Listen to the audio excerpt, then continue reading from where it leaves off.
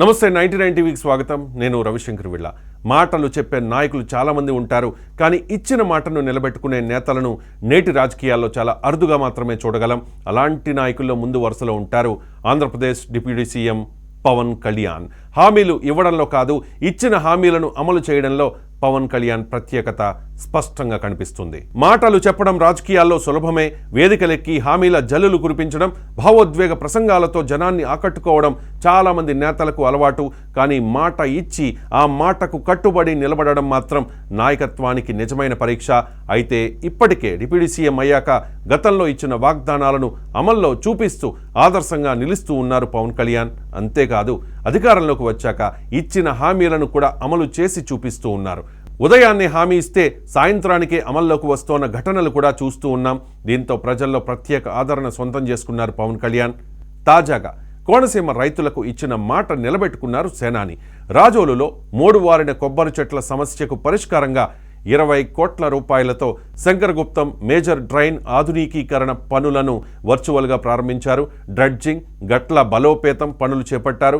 రైతుల కంట కన్నీరు రానివ్వనని తెలిపారు. అందుకే కోనసీమ సమస్యపై దృష్టి సారించానని తెలిపారు పవన్. కొబ్బరి రైతుల విన్నపం మేరకు కోకోనట్ బోర్డు ఏర్పాటుపై కేంద్రానికి విజ్ఞప్తి చేస్తామని చెప్పారు. గతంలో రాజోలు నియోజకవర్గ పర్యటన సందర్భంగా 3 వారిన కొబ్బరి చెట్లను చూసి తీవ్ర ఆవేదనకు గురైన పవన్ కళ్యాణ్ వారి సమస్యకు 45 రోజుల్లో సమర్థవంతమైన పరిష్కారంతో వస్తానని మాట ఇచ్చారు. సుబ్రహ్మణ్య షష్ఠి రోజున మాట ఇవ్వగా ఇచ్చిన గడువు కన్నా ముందే వైకుంఠ ఏకాదశి నాడే పనులకు శ్రీకారం చుట్టారు. ఈ సమస్యకు ప్రధాన కారణమైన శంకరగుప్తం మేజర్ డ్రైన్ ఆధునికీకరణ పనులు ప్రారంభించారు. డాక్టర్ బిఆర్ అంబేద్కర్ కోనసీమ జిల్లాలో ఉన్న శంకరగుప్తం మేజర్ డ్రైన్ని డ్రెడ్జింగ్తో పాటు గట్లను బలోపేతం చేయడానికి గాను మలికిపురం మండలంలో ఉన్న కేసనపల్లి తుఫాన్ పునరావాస కేంద్రంలో శంకుస్థాపన చేశారు పవన్ కళ్యాణ్. అయితే ఈ కార్యక్రమాన్ని పవన్ కళ్యాణ్ వర్చువల్గా ప్రారంభించారు. తాజాగా మంగళగిరి క్యాంప్ ఆఫీసు నుంచి వర్చువల్గా శంకుస్థాపన కార్యక్రమాన్ని చేపట్టారు deputy CM. Shankaraguptam drain dredging పనులను ప్రారంభించడంతో డెల్టాలో ప్రక్షాళన మొదలైందన్నారు పవన్ కళ్యాణ్. తూర్పుగోదావరి జిల్లాలో పంట కాలువల అభివృద్ధికి 4,000 కోట్ల రూపాయలు అవసరమని తెలిపారు. గతంలో దీనిపై బీసీ రోసయ్య నివేదికను సమర్పించారు. దాని ప్రకారం ఆధునికీకరణ పనులపై ముందుకెళ్తూ ఉన్నామని తెలిపారు.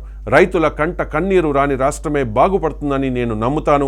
ఆ ఉద్దేశంతోనే కూటమి ప్రభుత్వం అన్నదాతలకు అన్ని విధాలుగా అండగా ఉంటుంది అన్నారు పవన్ కళ్యాణ్. కోనసీమ రైతులు గత 2 దశాబ్దాలుగా బాధపడుతోన్న సమస్యల పరిష్కారంపై మేము దృష్టి సారించాం. డ్రైన్ ఆక్రమణల తొలగింపుపై కలెక్టర్ దృష్టి పెట్టాలి అని చెప్పి పవన్ కళ్యాణ్ సూచించారు. అలాగే కొబ్బరి రైతుల సమస్యలను పరిష్కరించి వారిని ఆదుకోవడం కోసం కోకోనట్ బోర్డు ఏర్పాటు చేసే అంశాన్ని కేంద్రం దృష్టికి తీసుకెళ్లనున్నట్లు ఈ సందర్భంగా పవన్ కళ్యాణ్ తెలిపారు. పవన్ కళ్యాణ్ రాజకీయాల్లోకి వచ్చిన నాటి నుంచి ఆయన మాటకు విలువ ఉంది. అది ఎన్నికల హామీ అయినా, ప్రజల ముందుంచిన బాధ్యత అయినా చెప్పాం కాబట్టి చేయాలి అనే దృఢ నమ్మకం ఆయనలో స్పష్టంగా కనిపిస్తూ ఉంటుంది. హామీలు ఇవ్వడంలో కాదు, ఇచ్చిన హామీలను అమలు చేయడంలోనే రాజకీయ నాయకుడి నిజమైన విలువ ఉంటుందన్న భావనకు పవన్ కళ్యాణ్ ఒక చక్కటి ఉదాహరణ. చాలామంది నేతలు అధికారంలోకి వచ్చాక మాట మార్చేస్తూ ఉంటారు. పరిస్థితులు మారాయని, వ్యవస్థ అడ్డొచ్చిందని, బడ్జెట్ లేదని కారణాలు చెబుతూ ఉంటారు. కానీ పవన్ కళ్యాణ్ రాజకీయ ప్రయాణం అలా కాదు. ప్రజలకు ఇచ్చిన హామీని ఆయన బాధ్యతగా భావిస్తారు. డిప్యూటీ సీఎం బాధ్యతలు చేపట్టిన తర్వాత పవన్ కళ్యాణ్ తీసుకున్న నిర్ణయాల్లో ఈ లక్షణం మరింత స్పష్టంగా కనిపిస్తోంది. ప్రజా సమస్యలపై స్పందనలో ఆలస్యం లేదు.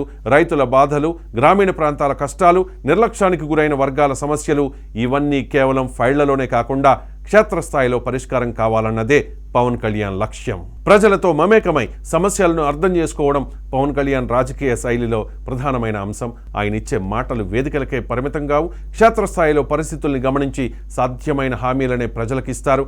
అందుకే ఆయన మాటలపై ప్రజలకు విశ్వాసం పెరిగింది.